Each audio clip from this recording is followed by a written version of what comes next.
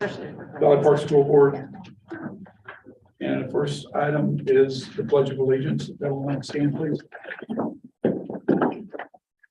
I pledge allegiance To the flag of the United States of America and to the republic for which it stands, one nation, under God, indivisible, with liberty and justice for all.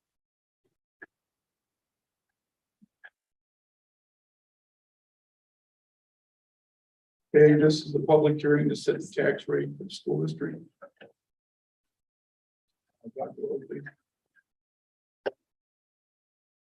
Had no idea this many people were excited about the tax rate. I don't know, it's just me. That's going to be my remote tonight. We've lost the remote. So let's walk through this. As we're going through this, same things we did with the budget. If there is a question or something that you need clarification on, please don't hesitate to stop me and just say, Kelly, I don't understand that, or help me out with more information. We have about 8 PowerPoint slides that we're going to go through. We're going to talk a little bit about each one. First thing I want to do is talk about our celebration this year. Valley Park School District successfully completed the recruitment process. If you remember, we talked about this whenever we set the budget in May. And a couple weeks ago in the Friday Focus, we put out a memo, which we've also included in this agenda as well. The district will recover $160,000 in lost revenue. The tax rate ceiling will be corrected for the 2022-23 year. If you can recall as well, whenever we set or whenever we approved our budget, the way the Hancock Amendment works, and we're going to talk a little bit more about it, as that assessed value of our property goes up, the state auditor will lower that tax rate ceiling. So we have to make sure that we get that in the correct area again as we move forward. The Valley Park assessed valuation increased 3.7% in a non-assessment year. Guys, this is phenomenal. That's really good news. We planned on an assessed value flat growth. So the budget assumed that. We'll talk a little bit more about that later on as well. The Valley Park School District will be paying off $900,000 in bonds early through defeasance. This saves the district money in interest payments and reduces our overall district debt as well. Rolling back the 2023 debt service levy to reflect the actual needs. We did this last year as well. The auditor approved and set our tax rate ceiling at $1.1829. We do not need that much funding, so we are recommending a levy of $94.10, which is exactly what we did last year, and a voluntary reduction of almost a quarter, $24.19. So we've been asked, as we discovered last year, the St. Louis County of the Board of Equalization set our tax rates for us by basically giving us our assessed value.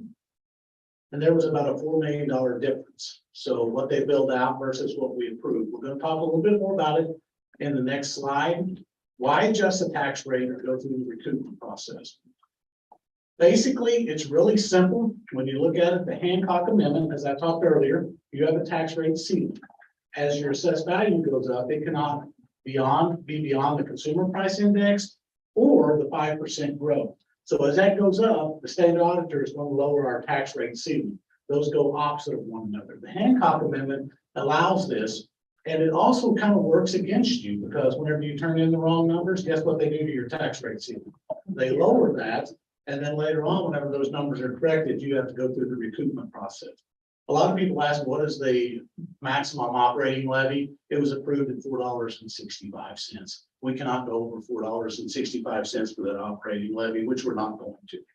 2022 is not a reassessment year, and the district had an increase in assessed valuation, which I mentioned earlier is really good. Therefore, the change in the tax rate was to recoup the lost revenue from the prior year and to adjust the tax rate ceiling to the correct place.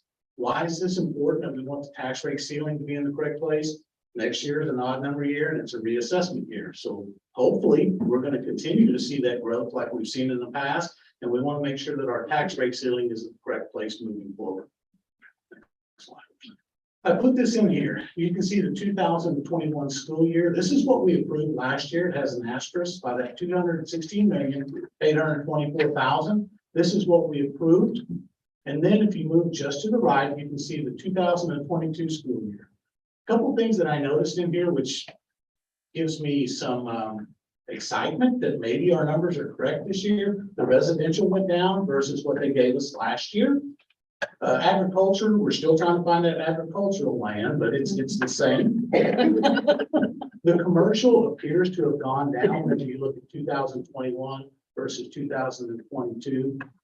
When we went back and looked at the numbers last year, they gave us that $4 million difference. It's actually $3,999,000. We're just going to say 4 million. It was basically the commercial, what they billed out versus what they gave us was nearly $4 million difference. So I think these numbers should be relatively close. And our big gain this year was through personal property. So I didn't want to put that 212 million that they actually billed out on there. I wanted to make sure that you saw those numbers. And the biggest reduction, even though it looks like commercial has gone down, it went up, actually went up what they billed out, because they only billed out 48 million last year, even though they gave us these numbers, the Equalization Board gave us these numbers. Here's a recommended tax rate, operating and debt service. Two things that I want you to notice on this slide. The first thing that you're going to see is if you look at that bottom asterisk down there, House Bill 1150, this is what set up the blended tax rates for St. Louis County, and it also set up your recoupment process.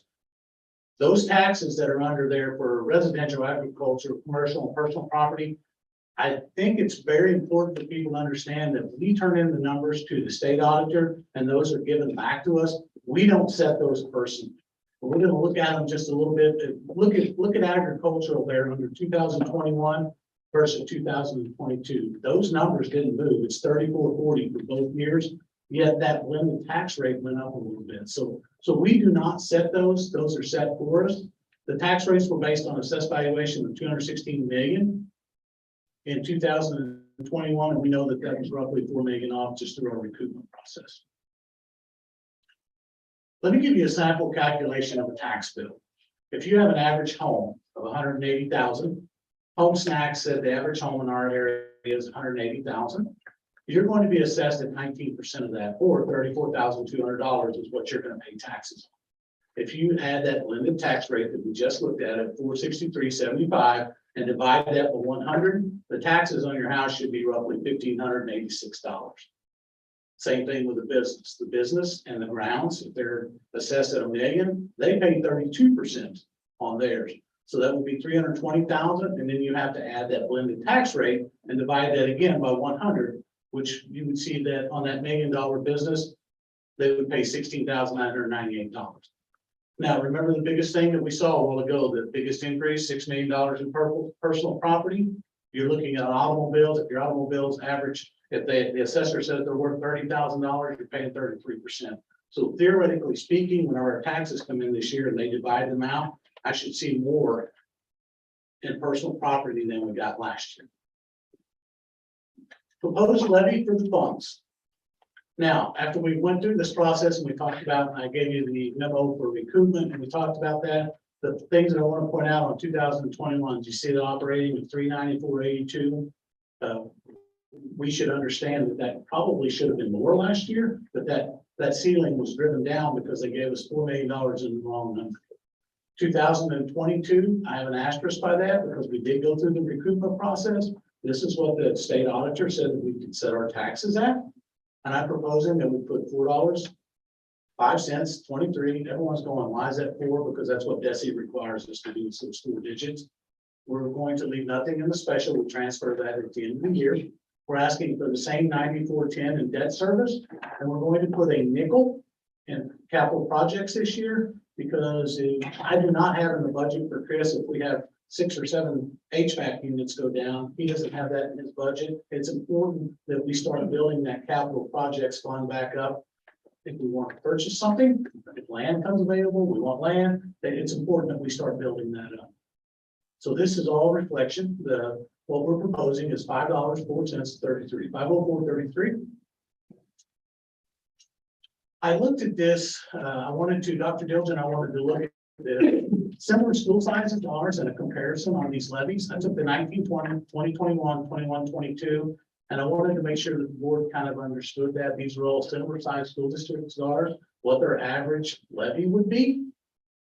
And they're kind of similar in comparison to ours. As you can see, we're holding our own. The one thing that I will say is smaller school districts that are surrounded by huge school districts are usually going to have a little higher tax levy because they don't want to be a part of Rockwood, or they don't want to be a part of Parkway. They want to remain Valley Park.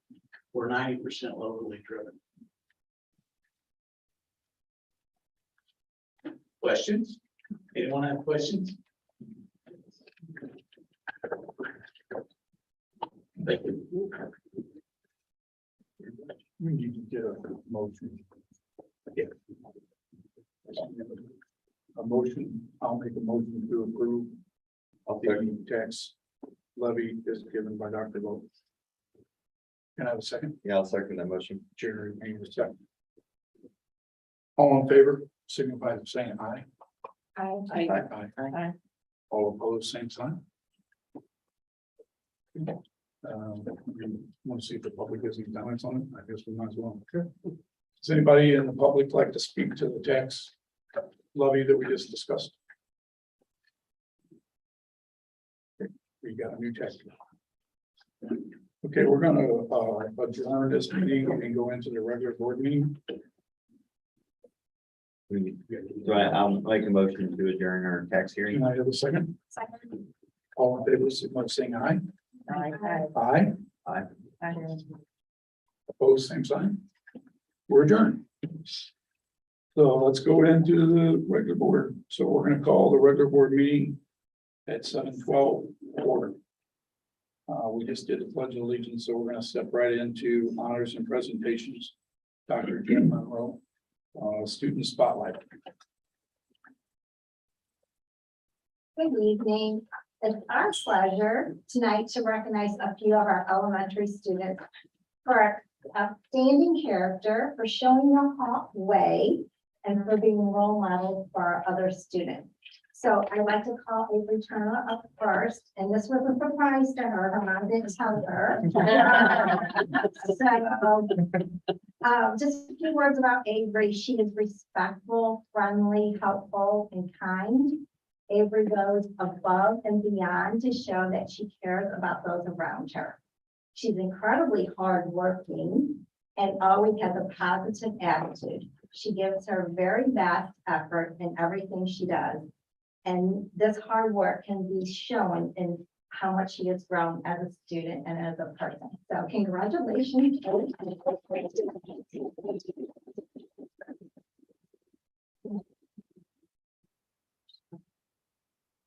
The next student I like to call up is Will Rose. Come on up, Will.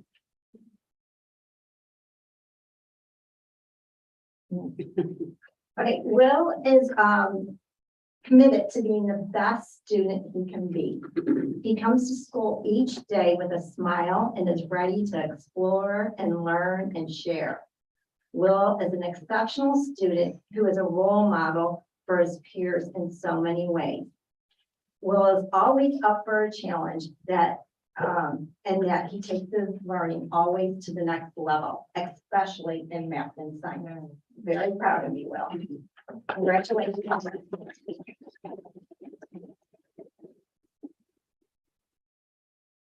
Our next student is Carly Simon.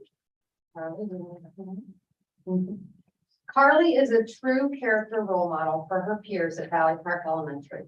She is a hard worker. She makes responsible choices, even when adults aren't watching, and she truly cares about other people. Our community is brighter because of Carly. Thank you, Carly, for being a very responsible leader.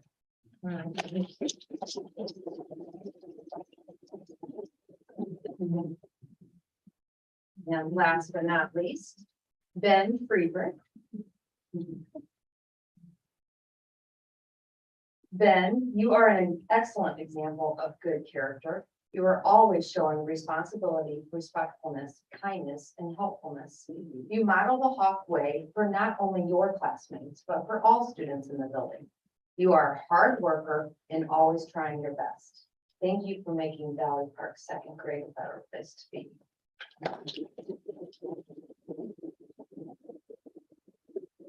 I just want to thank the board for this opportunity to spotlight some of our elementary students. So thank you very much. Great. Next will be athlete of the month.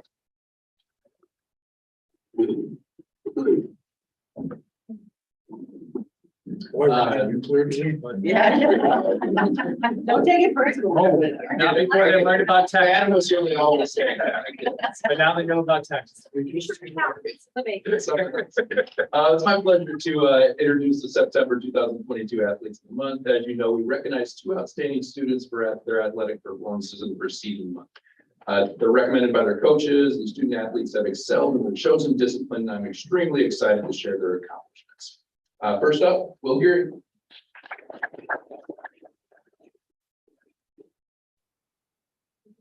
Will has emerged as a leader on and off the field this season for the boys soccer team. Selected by his fellow players as captain, Will has grown into the role by leading the team daily in warmups and setting the example for all players by carrying equipment for each practice and game. On the field, Will has amassed 13 goals in 8 games already, scoring every game he has played so far. That includes a game where Will filled in as our goalie for most of the game. Yeah. 30 points so far this season. Will ranks 5th in scoring in the St. Louis region. For these reasons, we are proud to honor Will Geary, the boys soccer team September Athlete of the Month. But also, please make a plug for everyone here and everyone watching at home. There are millions there. Go to the Valley Park School District Athletic Twitter account to vote for Will as the SB Live Missouri High School Athlete of the Week. He's certainly deserving of that award as well. Congratulations, Will.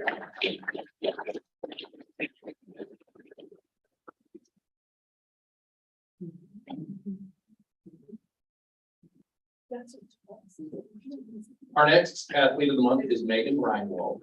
Megan is not here, as you can tell. I was kind of hoping Kelly would take a long time with the slides because the girls are on their way home after a 20-12 victory at Orchard Farm tonight. So the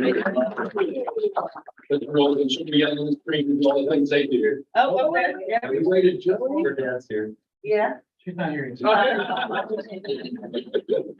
We're hoping our opening stuff will go a little longer. My stamina's not good, so we're going to go along with it and get a picture in just a minute. But, I'm sure you get. Megan Reinwald for softball. So when asked about why she nominated Megan, Coach Alexander said Megan has been one of our most improved players this season. She shows up every day with a positive attitude and has really broken out of her shell. She has a great glove in right field, but her most impressive stats are at the plate. Megan is batting .375 and her on-base percentage is .583. Her clutch hitting has helped lead our softball team to many victories so far this season. We want to congratulate Megan on being selected as the September Athlete of the Month.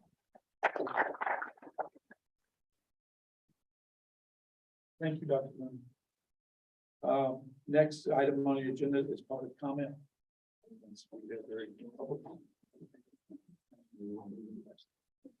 Next item is the approval of the agenda. Can I have a motion to approve tonight's agenda? I'll make a motion to approve the agenda. Can I have a second? Second. I have a motion and a second. All in favor of tonight's agenda, signify by saying aye. Aye. We have an agenda. Next item on the agenda is the consent items 4.01 to 4.05. Can I have a motion for the consent items? I'll make a motion to approve all of the consent items. Can I have a second? Second. I have a motion and a second. Would anyone like any of the consent items pulled out for separate consideration? Hearing none. All in favor of the consent items? Signify by saying aye. Aye. Shout out to Hey, Chief, go back. Oh, yeah. Yeah. Dr. Moon, come say something, guys. Come on back. Come on back. Won't take that long. No. Act like that didn't happen. Yeah. Rewind. Go ahead. We'd like to bring up our second athlete of the month. Megan Ryman.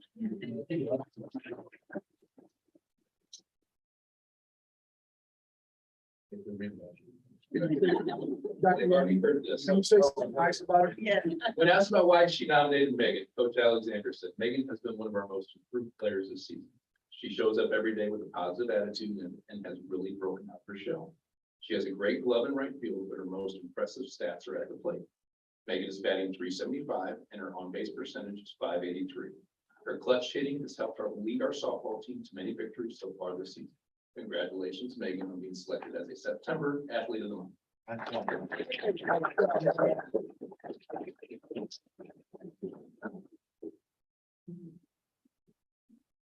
you, Doctor. Thank you, guys. All right, next item, under action items is the approval of the employee benefit program. Dr. Dilge. Thank you, Mr. Coates. Tonight, it's my pleasure to recommend that the board approve the proposal from CBIZ Benefits and Insurance Services. CBIZ has been a local provider for employee benefit broker services for many, many years. As you know, our renewal was up this year with our current broker, and we were really fortunate to have a number of really qualified organizations bid on our services and respond to our RFQ. For the general public, all of those bids received are on the second page of the memo on tonight's board docs for your pleasure in reading. Some of the many reasons that we preferred CBIZ over some of the other providers. Number one, they specialize in really working with school districts. They currently work with over 370 school districts, which accounts for over 27,000 lives. A number of them in the St. Louis area, but also across the state of Missouri and across the nation. More importantly, they have a proven track record of success. Their 3-year client retention average has been 95% or better each of the last 3 years. In addition to being able to competitively bid our services on the market, they also provide a number of services that we don't currently receive from our benefits brokers. So we get some HR services involved in there. We get a lot of compliance help, but also most importantly, we get a lot of education pieces to really help our staff understand the wealth of benefits that we provide to them, because we provide some really great plans and opportunities. And all the better by competitively bidding our services and committing to a 3-year package with them, we save approximately $20,000 on average a year from our current benefit broker provider. So tonight, I'm recommending that the board approve CBIZ Benefits and Insurance Provider at the annual cost of $27,500 for the initial term of 3 years, with the district option for 2 additional years. I'll make a motion to accept. Can I have a second? Second. Any questions or comments? Dr. Dilge, how long were we with the company? I don't have the exact number, but over 10 years. Over 10 I years. thought it was 10 rounds. Yeah, they did a really nice job. Yeah. And they did bid again and were one of our finalists that came in presentations and interviews. Good. And we have communicated with our current broker, and they have ensured us we'll have a smooth transition with our current one. We do have a renewal rate for the general public. Our insurance renewal is January 1. So once we sign everything this evening, we'll start working with CBIZ to get everything transferred. Okay, that doesn't mean that we have to change total benefits at the time. No, because we no, can he'll- carry that through unless next year he sees something better. Yeah, so we're currently with Anthem for our medical providers. That will continue through December. Yeah. CBIZ will take our bid out to the market to see if Anthem is the best provider or if we have other services from the other Yeah. national providers. Understand. Just want to make sure people know that it doesn't mean we're changing their provider immediately. It's our broker will work on. Yes, sir. Okay, we have a motion and a second. Can I ask for a vote? All in favor? Signify by saying aye. Aye. Aye. We have a new broker. Next, change executive session time and placement. That's me. In looking at what we spoke about last week about the public comment policy, part of the change that I would like to do to help improve that public speaking policy is I would like to follow what some of the other districts are doing, and that is putting their executive session first and then followed by the public session. One of the advantages is that we don't end the meeting and ask everybody to politely get out. It seems to be a better transition for them. It makes the ending of the public meeting allow for some different activities that we currently can't do because we're going directly into an executive session. Dr. Bill, do you have any other comments on it? We spoke about it briefly. Yeah, I mean, there are a number of districts that do it. It's very district dependent. I've worked in other districts where it works. It makes for a pretty efficient meeting. It does allow different things. The challenge of it, of course, is that the board members have to figure out, can they make it here in time for all of that? But we typically did it also that way. When the public meeting was over, your evening was over as well. So, Right. But no, it worked well in the previous district I went to. One question I have regarding it is, does it limit, do we put a time limit on that executive session? So, Yeah. so that way, like we say, Exactly. executive session starts at 7, and then the regular session starts, or the open session starts at 8. And if we're not done discussing, do we just push that off, or do we make it at the end, or? What most of the other districts do, they try to limit to just the normal things that we do monthly for executive session. If there's something special, they'll either call a separate meeting for executive session, so that they don't run a 2-hour executive session anyway. Mhm. And the other issue is, if you happen to get stuck on an item, we always have the ability to table it till the next meeting. That all makes sense. And if we end early, like if executive session is only 10 minutes, do we just start public session right away? Well, the Or- problem is some people want to be here for that, so Yeah, we're gonna try to exactly. we're gonna try to pick a time to stick to is what the plan is. Okay, so if we see that we've got a short Absolutely. agenda, we may say, if the open session starts Yeah, at 7:15 right now, or 7:30. right now, I'm looking at to try to pick a 30-minute time for executive and have the public meeting start immediately after. Yeah, as long as. that- Most of the stuff that we do now in Mhm. executive session, unless there's something special, we can get done in 30 minutes, pretty easy. Yeah, mean, I would not recommend having variable public. No, that's what I'm saying. Yeah. And we can, remember, we have the ability to adjust the agenda ahead of time, knowing that we have 30 minutes. I mean, I just think it makes more sense for the public, it makes more sense for us. I mean, I've been in, go to a regular meeting and then go to executive session, and all of a sudden you're here for 4.5 hours. Not because it was a big, you just start talking on the subject and it gets away. So I just think by setting a time for it, I think it's more controllable. Will the executive session start at 7 and then the regular That meeting was- start at that's- 7:30? That's the plan I'm going to bring forward to the board to vote on. 7 for the executive session, the other meeting to follow exactly at 7:30. My concern is that the people who do come to the meetings, a lot are teachers and administrative people who have been here all day anyway. So to ask them to wait even longer before they can come in to a meeting just seems kind of like they probably wouldn't enjoy that very much. That's my Our only regular concern. setting time used to be 7:30, Correct, but we moved it but up. we moved it Yeah. up. And So it was. With that in mind. It was for us also, because, some of us also work and get up at 4 o'clock in the morning too. So it's just trying to consolidate it. I think by doing that, it's gonna shrink the whole thing smaller than what it currently is. It's for a vote, so that's the concept. That's my only concern, so. Yeah. Anybody else? that's got any? all I can say. Yeah. Yeah, I can get this. My bigger was just, I can't go any earlier because I'm busy momming. No, I understand. Seven's about the cut. Yeah. It's kind of a cuckoo night, so. Right. That was mine, but if it starts at 7 still, then that doesn't really interfere with my mom, so. Is there a difference between starting our public session at 7 like normal and then restricting our time in executive session? No, afterward? because what I'm looking at for the public speaking, it needs to be at the end and without a meeting to come into place. Yeah, the purpose is, We don't have a lot of public speakers, though. but there'll be an agenda item, public speaker, and at the end, we're looking at general questions and comments. That doesn't relate to the agenda directly. Plus, it'll help control the executive session to a time that we can deal with.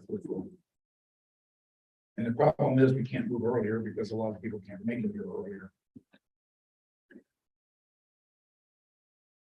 You guys- Are we voting? Well, yeah, I do. Go ahead. On executive session, sometimes that takes a little bit longer. Oh, I know. And that's one of my concerns. Is Well, if we are got we something going to like have that, enough we would. time? I If we got want to something create a like that, we special would session set it for because we cut that time off to a half hour.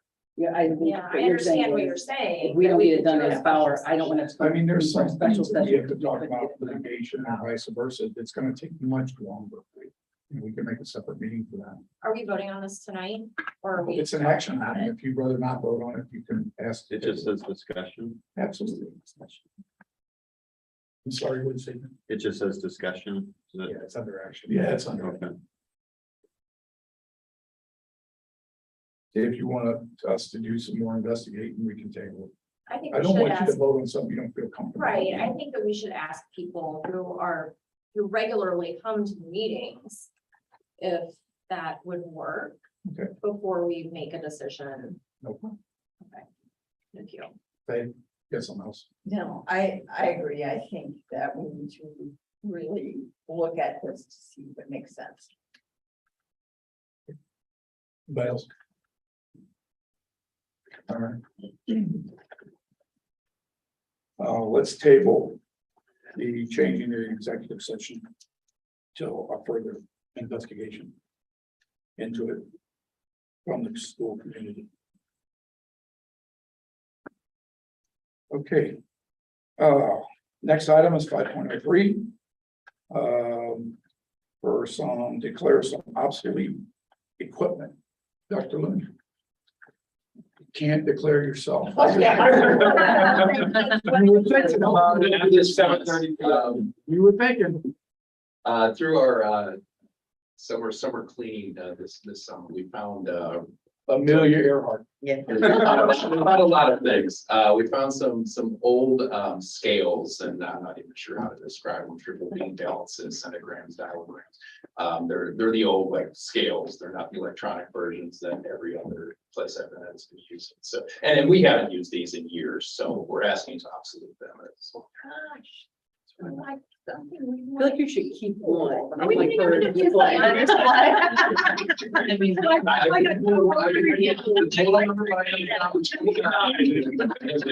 I will put one in my office. Please come visit. Okay, let's get a motion. Make a motion to approve. I'll second that motion. Now, any other questions? Can we really bronze one and put it in your office? Yeah, I was gonna say, if we're gonna. No. Mr. Murphy. Oh, you wall? They just sent it to I don't even know what Mr. to When they built the building in 32, they used. Right. All right, all in favor of obsoleting the scales that were used during the Troy ounce time? Signify by saying aye. Aye. Same sign for nay. That passes. All right, now we're gonna kick everybody out. Motion to adjourn to executive session. I will make that motion. I need a second. Second. And I need a roll call vote, starting with Lisa. Aye. Aye. And I'm also